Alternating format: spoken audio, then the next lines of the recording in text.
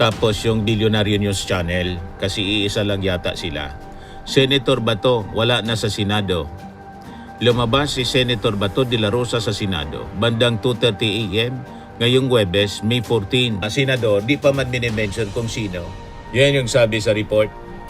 Senator Bato de la Rosa, who is facing an arrest warrant from the ICC, left the Senate early Thursday after... Ayan po, nandidilat po. Biglang nawara yung bersikulo sa Bible.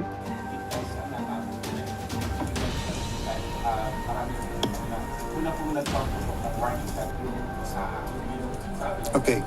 Kung tututukan kita ng baril, papasukin ko bahay mo na may baril ako. Pangiti-ngiti ka, Nag-warning mamaya shot yan, ka, magtatantrums Pinutukan na. kita pabalik. Is it not an attack? Sorry but I don't think there's any question. Nagbabagang mga balita at pagtalakay sa mga isyu ng lipunan. Bulsa, opinyon, banat at paglalantad sa katotohanan. Bulsa, what you see is what you get. You decide.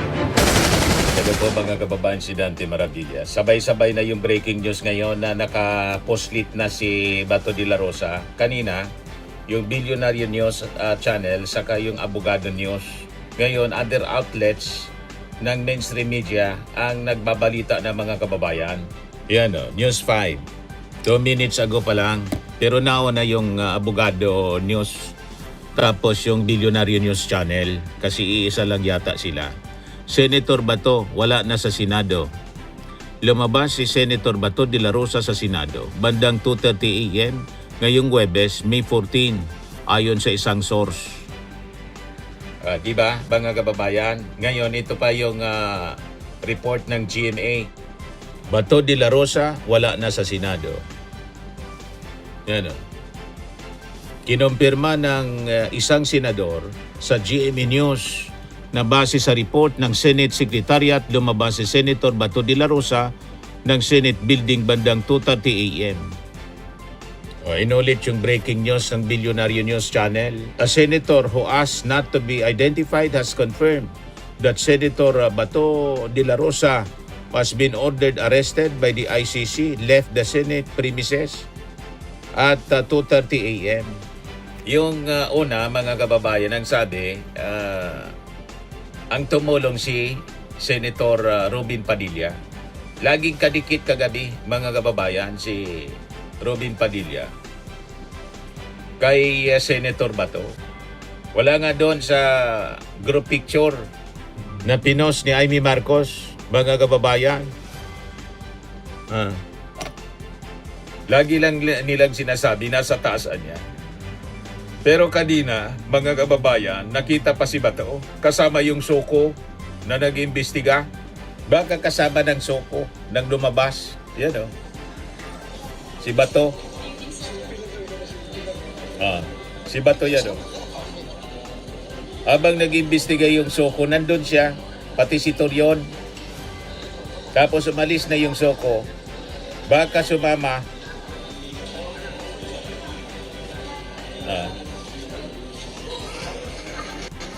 Post ito mga kababayan ni Torion, Attorney Torion.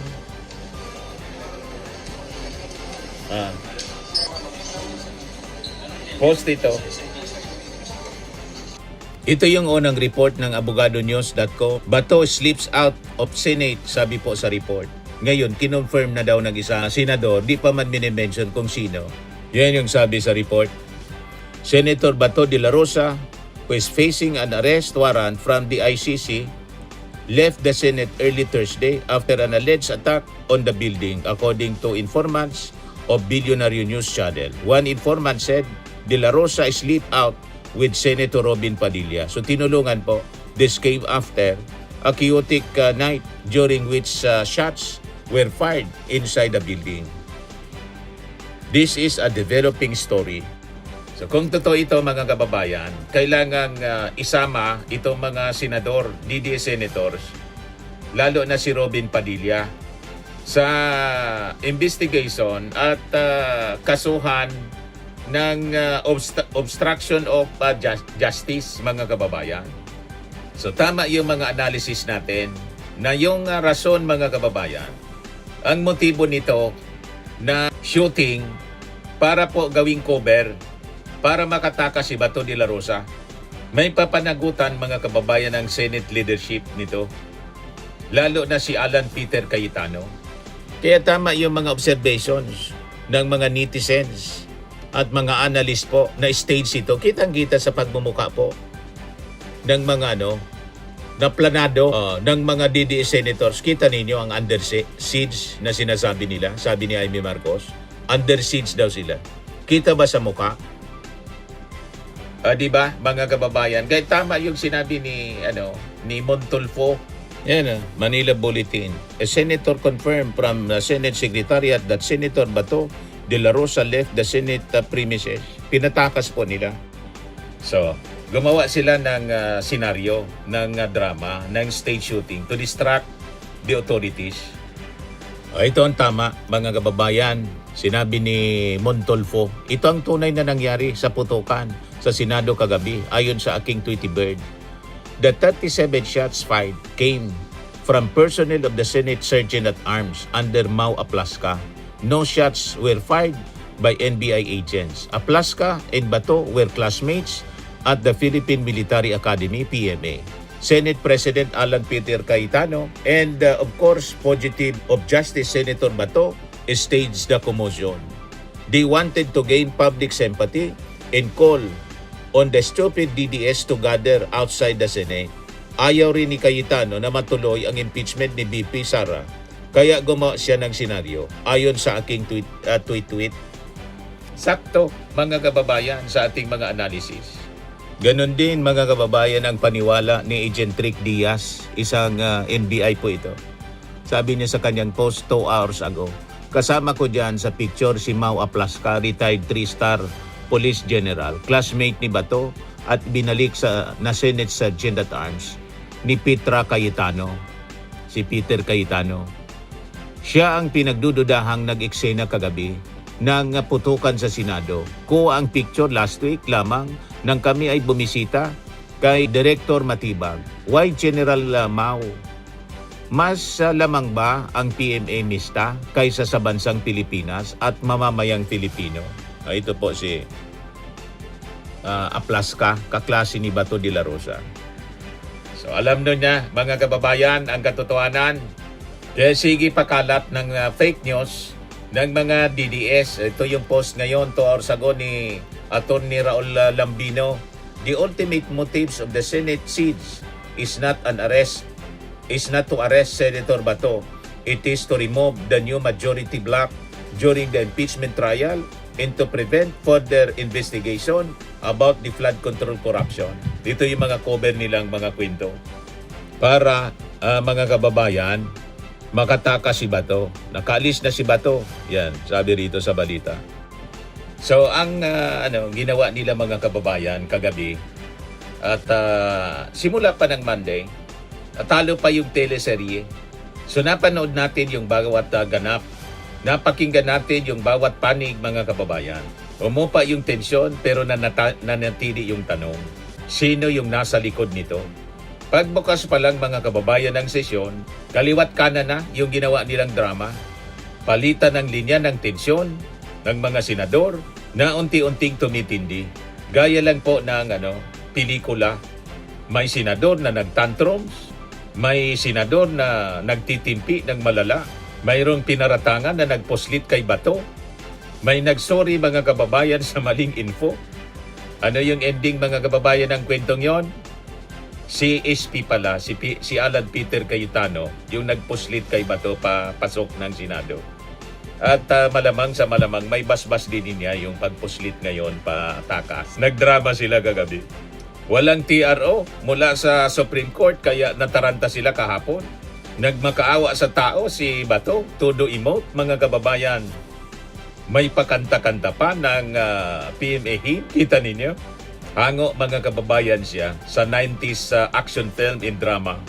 Ngayon, biglang pasok yung mga armadong lalaki.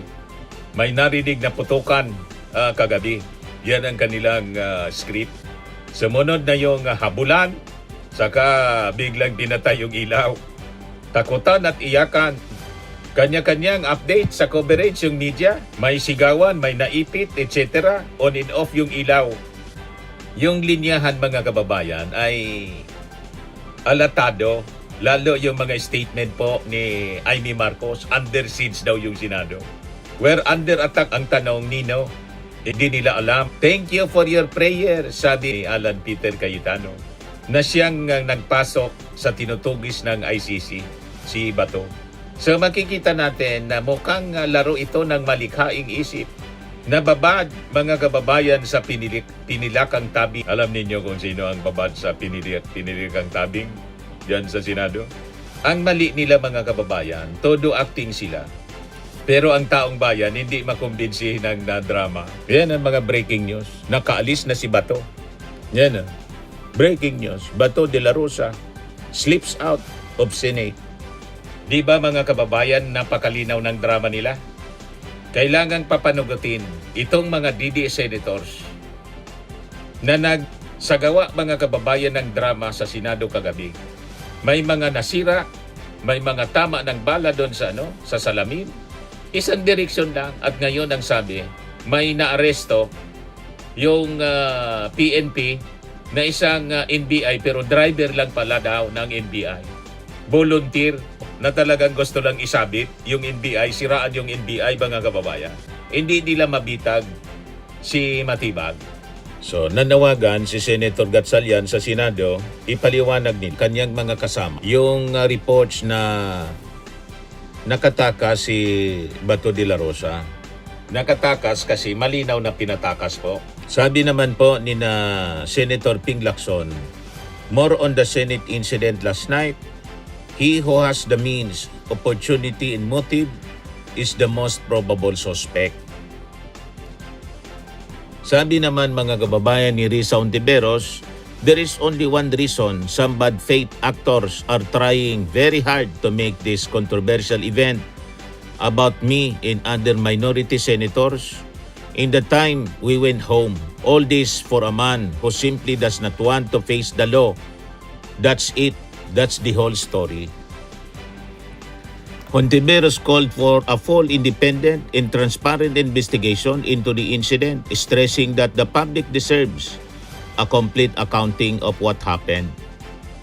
Kaya sana para maiwasan ang panibagong karahasan at tensyon sa loob man o labas ng Senado, mag-submit na at makipagtulungan si Senator De La Rosa sa mga alagad ng batas ukol sa kanyang waran. Pumuga na mga kababayan at siguradong alam ng mga Duterte senators. Kanina, nagpa-press con si Alan Peter Cayetano, pilit na iniiwasan yung mga tanong tungkol sa kung nasaan na si Bato de la Rosa. Pero alam naman natin mga kababayan, kung sino yung mga kasabwat at mismong utak sa pagtakas ni Bato de la Rosa. Yan malinaw. Mga kababayan, sabi dito sa report ng World Tonight, sabi ni kahapon ni Alan Peter Cayetano, I just want everyone to know may agreement na ito pang grupo na nandito, we're not going to leave each other. We're not gonna leave Senator Bato. Sunod na balita mga kababayan, si Senator Bato tumakas na sa Senado. Di ba malinaw mga kababayan? Yung Akbayan Party List naglabas na rin na reaksyon. If reports of Senator Bato de la Rosa leaving the Senate is true, the blame rests squarely on the Senate leadership.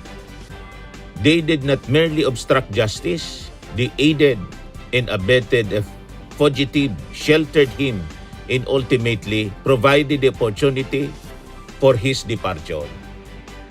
So importante mga kababayan na ang thorough investigation dapat mangyari at kung sino itong mga taong ito na alam naman natin kung sino-sino sila. All the Duterte senators na nandun. Puro yun kasabwat mga kababayan. So dapat silang imbestigahan at kung kailangan kasuhan dapat itong mga taong ito. Tuwang-tuwa siyempre si Harry Roque. Good news, sabi niya sa kanyang post ngayon. Good news daw. Nakaalis na raw siya sa Senado. Lutang ka uli. Pagbotohan na sa impeachment ni BP Sara, ingat palagi. O, kita ninyo? malinaw ang mindset nila, utak kriminal, pang-mafia talaga po. Pari-parihas, mga kababayan, yung kanilang pag-iisip, walang pagrespeto sa batas. Sila yung sila yung batas. They're above the law. Ito yung press con ni Alan Peter Cayetano. Arap-arapan yung pagsisinungaling. Putukan sa Senado, hindi diversionary tactic, sabi ni Cayetano. Itinanggi ni Senate President Alan Peter Cayetano na diversionary tactic ang nangyaring putukan sa Senado para umano makatakas si Senator Bato de la Rosa. I can tell you, honest to goodness, none of the senators who were here last night knew that was going to happen. Ganyan katindi, mga kababayan, kung magsinungaling si Alan Peter Cayetano. Walang kakurap-kurap. Parehang-parehas ng mga amo niya, ni Digong at saka ni Sara Duterte. Walang kakurap-kurap kung sinungaling, pero mahilig mag-quote ng mga bersikulo sa Bible. Tulad ng pagkudita sa Senado, mga kababayan, dinidinay niya na may relasyon sa impeachment ni Sara Duterte. Yes, sabi ng mga nag-react, protect the fugitive at all costs. Sabi ni Fred Arellano, he that deceives no one but himself. Harap-harapan na niloloko po tayo, mga kababayan, nitong mga Duterte Senator. So ito yung patunay ng mafia sa Senado, mga kababayan. Wala silang paggalang sa batas. Habang pinapakita nila sa publiko na sila gumagawa ng batas, wala silang paggalang po. At ginawa pang personal na kuta yung Senado ng isang pugante sa batas. At ngayon, malinaw na pinatakas. So mula sa pagtatago ng isang pugante, nasa wanted list ng ICC si Bato, illegal na paggamit ng kapangyarihan, hanggang sa armadong diversionary tactics yung nangyaring putukan kagabi. Sa loob mismo ng Senado, malinaw po na hindi na ito simpleng political alliance, mga kababayan. Isa po itong organisadong paggamit ng poder upang harangan po ang batas, pahinain ang ating mga institusyon, at maging kandungan ng mga kaalyadong tumatakas sa accountability, sa pananagutan. So ito na ngayon ang Senado. Habang ang isang ordinaryong Pilipino ay agad inuhuli kapag may warrant, mga kababayan, ang mga kaalyado ng Duterte Bloc, tila ginagawang mga VIP fugitives na may escort, may proteksyon, at espesyal yung pagtrato sa loob mismo ng Senado ng Pilipinas. Yan ang nakakalungkot, mga kababayan, dito.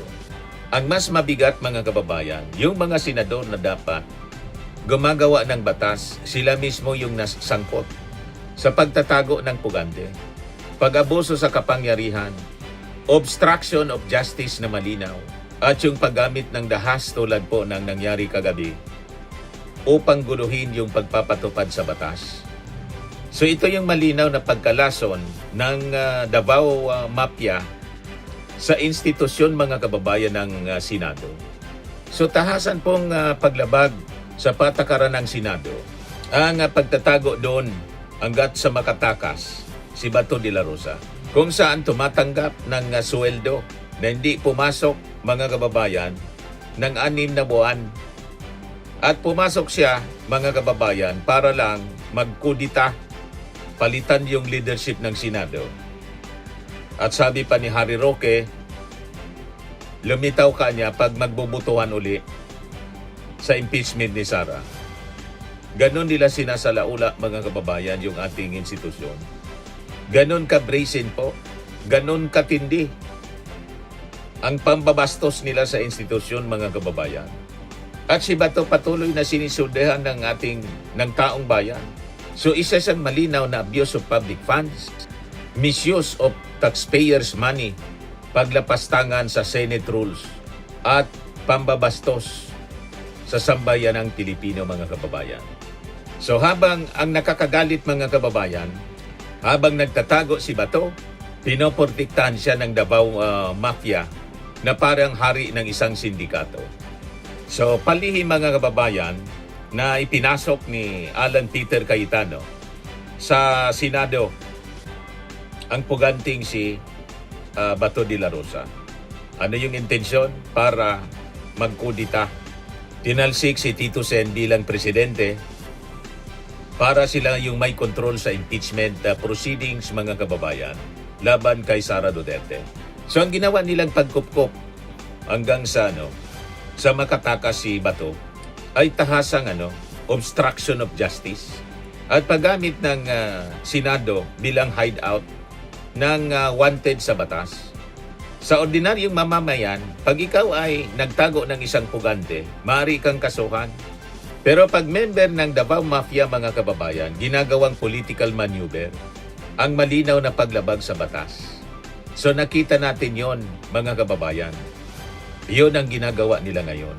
So ito po ay malinaw na ethics violation. Kaya tama yung panawagan ni Senator Gatchalian na imbestigahan itong mabuti. Ang Senado, mga kababayan, ay hindi dapat ginawang safe house sa mga tumatakas tulad ng wanted ng ICC. Ito yung latest, mga kababayan. Sabi diyan, Senate President Alan Peter Cayetano says he has communicated with the wife of Senator Ronald Bato de la Rosa who thanked all the senators who supported de la Rosa. I'd like to ask forgiveness for all the confusion and havoc it has created in the Senate. It is for this reason I am sure that Ronald made his escape. He told me habang tumatagal kasi siya diyan sa loob ay mas nadadamay pa kayo. The message of De La Rosa's wife to Cayetano Ridge. So malinaw na, mga kababayan, yung sabuatan, pinasalamatan ng asawa ni Bato de la Rosa kasi nakatakas daw. Pinasalamatan si Alan Peter Cayetano. Diba, malinaw na talagang stage yung nangyaring putukan para ma-distract yung mga authorities. Sila man lang yung nagpaputok, yung USA, para magkagulo at mabigyan ng pagkakataon si Bato de la Rosa na tumakas.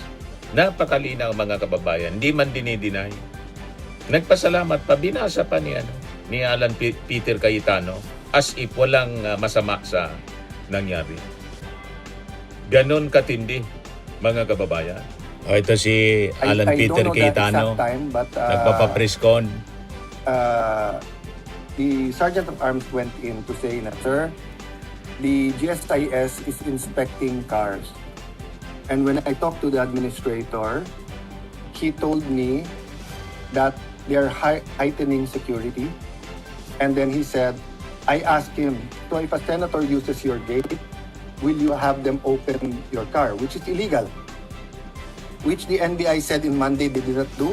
But one of the news channels, you actually captured that, diba? Yung may puting van, and then they showed the plate number 7, and the NBI guy had a long gun, and the other one was just keep saying, visual lang, visual, then they opened the van. That's illegal. Okay? So, ang instruction ko kay OSAA, can you invite the administrator of GSIS? I'd like to talk to him. In the same very cool manner that I talked to the NBI director, I wanted to know who asked him to do that, and if he knows na illegal to inspect our, because they were closing that gate if we didn't allow. So is it safe for all of us to have one gate? So after that, every 5-10 minutes, I was trying to get an update. Then everything happened. So when I said at the first time I used attack, sorry, I was really busy and had a headache and was really on the ball last night. I don't know where I first used the attack, but I'm 100% sure. If you look at my FB live, I delayed that still for a few minutes because I didn't want to be alarmist. And I tried to make it to you here in the second floor, but they didn't allow me. So pinagalitan pa ako nung una to turn the lights on to do the Facebook Live because now if there's a shooter, he'll be mahirap. No? But sorry, I just want to say, there's no dispute at this point in time. It's attack. Ang question lang who attack. That's the only question. Give the details paano nakapasok. Sir, kasi kaming mga Senate reporters, pabalik-balik kami dun sa area na yon. Hindi namin alam na may lagusan doon. May lagusan po ba doon sa gilid na yon papuntang GSIS? Same sa inyo, hindi ko alam. Kasi remember, I wasn't in the Senate since DFA ako until 2022. So the first time sa 5th floor na nakita ko yung mga rooms doon sa CA, but I didn't know kung may lagusan doon. Then when they told me binabarena na yung doors, kasi we didn't see, but I saw it in one news channel. It was either Channel 7 or 2, no? Is there anything there? Biglang sumanib yata yung persona ni Sara Duterte, mga kababayan, kay Alan Peter Cayetano habang nagpapapress con kanina. Biglang nagtantrum, biglang umusok, mga kababayan, ng pagdudahan sa tanong ng isang reporter, mga kababayan, na yung Senado ay hindi man under attack, kundi stage ang nangyari pong putukan sa Senado. Umusok si Alan Peter Cayetano, nasagi yung katotohanan, biglang nagtantrum. Panoorin po natin. Ayan, gigil na gigil si Alan Peter Cayetano, sabi dito sa report ng ABS-CBN. An irate Senate President Alan Peter Cayetano said, "There's no question that the Senate is under attack," as he counters accusations that the shooting incident was staged. Pag pikon po, guilty. Ipakita mo niya, Mr. Maravillas, kung ano yung sinabi ni Alan Peter Cayetano na umusok. Umusok po, nasagi yung katotohanan. Ayan po, nandidilat po. Biglang nawara yung bersikulo sa Bible.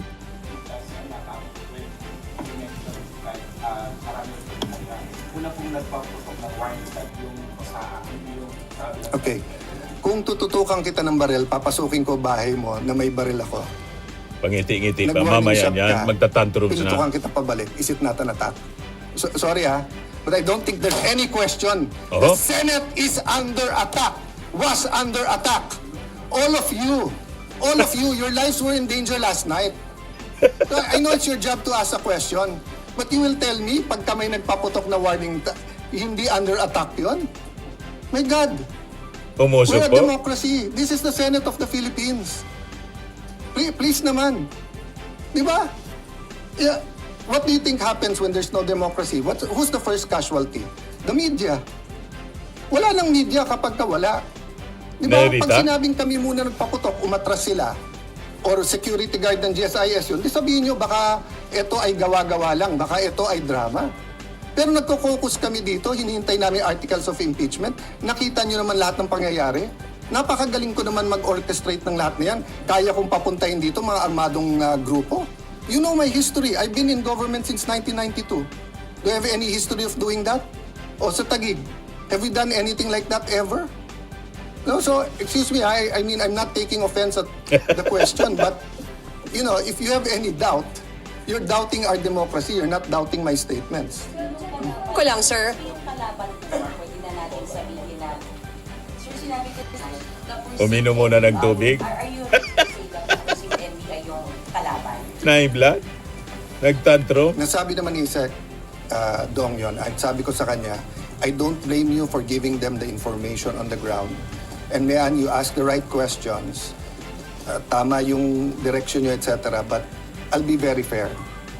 When the President called to check how we are, and when the President said, it's not government, it's not the AFP, it's not the PNP, it's not the NBI, of course, he's the President. I'll give him the benefit of the doubt. I'll assume.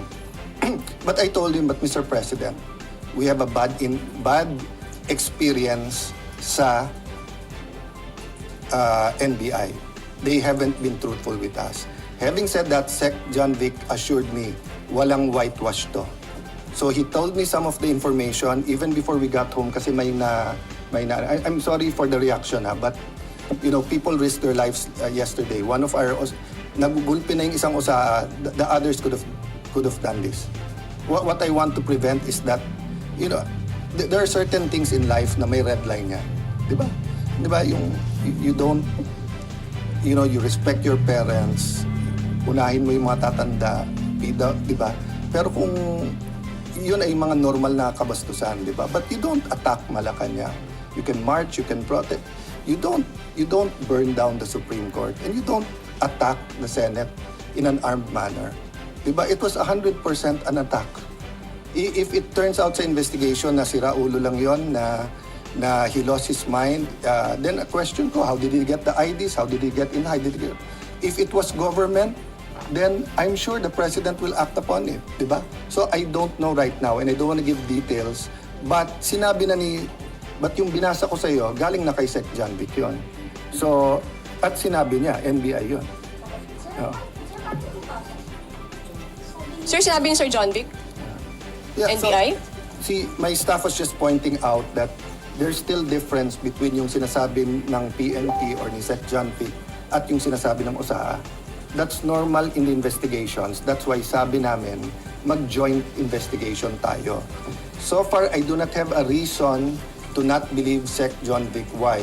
First, nung nakita yung bag at sinabing, pag nabalikan yan, mahuhuli natin or paamoy natin sa aso kung may barel, he didn't have to tell me that. But he did at may nahuli. Okay.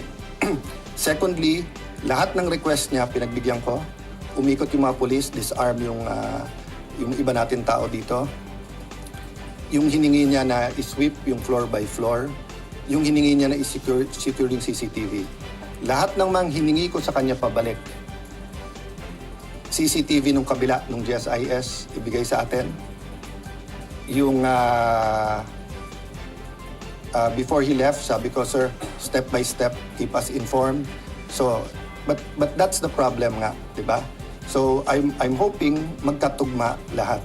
So, sa report natin, report kay Sec. John Vic, nakababa yung barel. Sa report sa atin, the Sergeant of Arms asked the individuals to identify themselves. Sino yan? A loud male voice from outside answered NBI. At that moment, one of the armed individuals was seen immediately raising and aiming a long firearm toward the direction of the QRT, PNP, and USAA personnel. The Sergeant at Arms ordered the individual to lower his firearms on the ground. The individual failed to comply, instead assumed a tactical position, prompting the Sergeant at Arms to fire warning shots, after which the exchange of gunfire followed. The exchange lasted approximately 3 minutes. So, siguro you could see why I was upset. Because yung Sergeant of Arms, hindi ako naglagay niyan, ha? I wasn't Senate President before this. I forget now kung si Senator Cheese or Senator Subiri, no? But he's a respected general, okay? And you don't get to classmate be ni a Bato. respected general by being a cowboy or gang-ho na hindi ko lang gusto mukha mo, paputok na, di ba? So when he reported that, may assumption of regularity, but I told Sec. John Vic, if you want anyone to excuse themselves from the investigation because they themselves investigation, ako, kung gusto niyo ako imbestigahan, I will excuse myself from the investigation. So ganun kami ka-open para malaman nga natin. Kailangan talaga yung imbestigahan. Pati yung mga bodyguards ni Bato, pagkatapos ni Robin Padilla, ipara-feed dapat para malaman. Di ba? Kasi malinaw po yung naging outcome ng shooting daw, kuno. Nabigyan ng pagkakataon mga kababayan na si Bato de la Rosa ay makatakas. Ngayon, sabi ni Alan Peter Cayetano, hindi man dapat yon tinatawag na escape. Mali yung word na escape kasi there's no warrant. He's free to go. Wala daw na warrant to arrest. May warrant to arrest. Tinigil nila yung pag-serve ng warrant to arrest. At wala din daw na obstruction of justice. Ayan sabi ni Alan Peter Cayetano, SP Cayetano believes there is no obstruction of justice in the Senate action on Bato because there's no arrest warrant. Diba?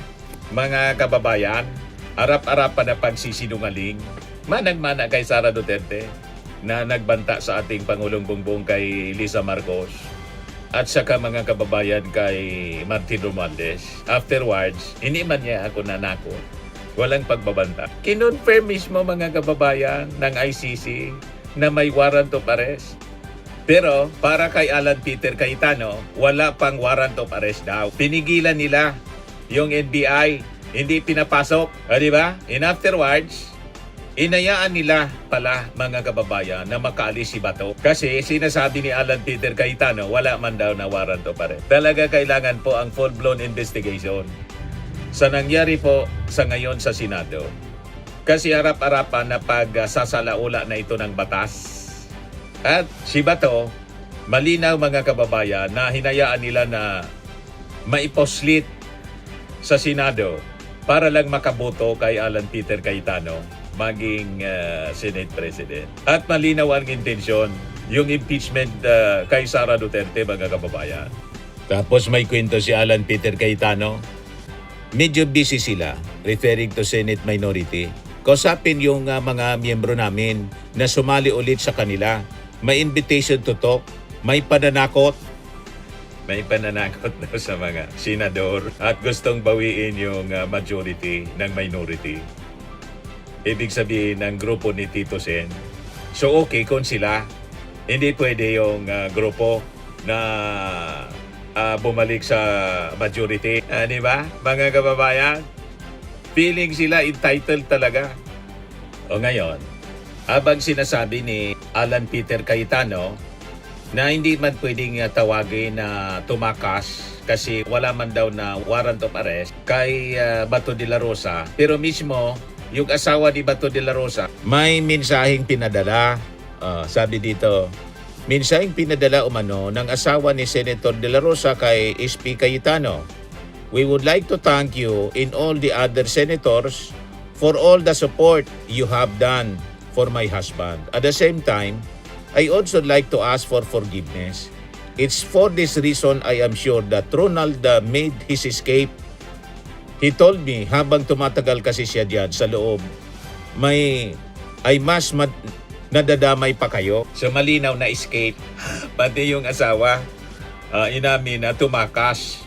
O di ba, mga kababayan? Sabagay, itong grupong ito ng mga bagong majority senators, yung forthwith nga po, inabot ng 6 months hanggang ma-archive. Di ba, mga kababayan? Pakinggan natin. Basahin nag-text daw yung asawa ni Bato. Text sa akin yung kanyang wife. And I told her naman na I will papaabot ko sa Filipino people and sa 13 yung kanyang message. So sa 13, sabi niya, sana wag sayangin yung sakripisyo na ginawa ni Senator Bato. She hopes that we stick together. Tapos eto sabi niya sa akin, good PM sir, in behalf of my family, we would like to thank you and all the other senators for all the support you have done for my husband. At the same time, I'd also like to ask for forgiveness for all the confusion and havoc it has created in the Senate.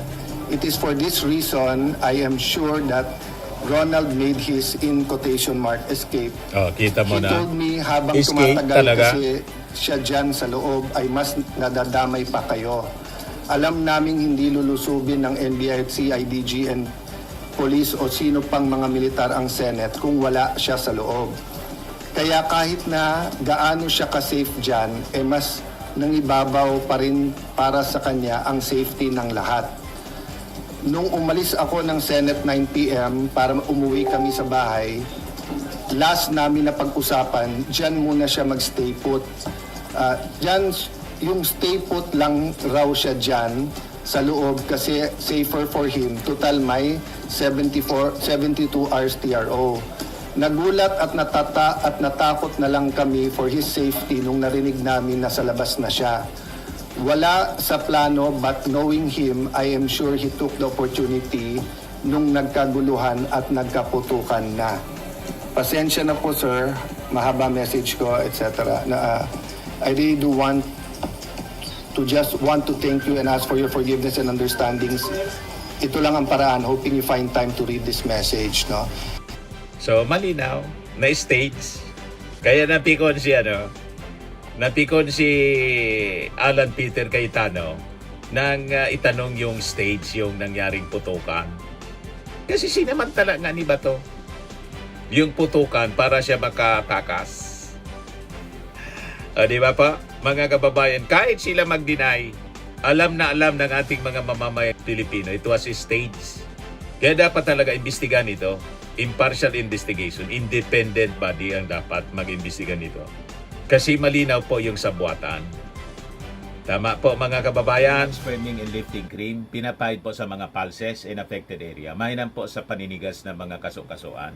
Ito naman po, Automax Radiant Serum. Sa mukha naman yung application, anti-aging po siya. You will look 10 years younger than your age. Sa mga cancer patients naman po, baka lang gusto ninyo itong itry. Neng siya red mixed fruit drink. Hindi mo po siya gamot, food supplement siya. Kaya lang, gawa siya mga kababayan sa goji berry. Yung goji berry, may anti-cancer properties. O ngayon, yung mga inquiries ninyo, dumiritso na lang kayo sa aming messenger sa Facebook para masagot namin agad. Ayos pa? Ayos na ayos niya, Mr. Maravilla. Sa mga nagana po ng malinis and spacious fitness gym, pumunta lang po kayo sa aming Colossal Fitness Gym. May Grab car rental din po kami. But anyway, ito po pala yung aming bagong product na binibenta online. I am worldwide amazing pure organic barley powdered drink mix from Australia. Negosyo to ng aking anak na architect entrepreneur Riz Maravillas. Ayan po. Kontakin na lang po ninyo siya, Riz Maravillas on Facebook. Ang mga health benefits niya, boost immunity, improves digestion, enhance energy levels, packed with antioxidants, prevent cancer. Ito naman po yung bago naming product na binibenta online. Eye Glow Serum, whitening po siya. Tingnan ninyo yung epekto sa aking anak na architect before and now. Yung mga inquiries po ninyo, dumiretso na lang kayo sa kanyang Facebook account, Riz Maravillas.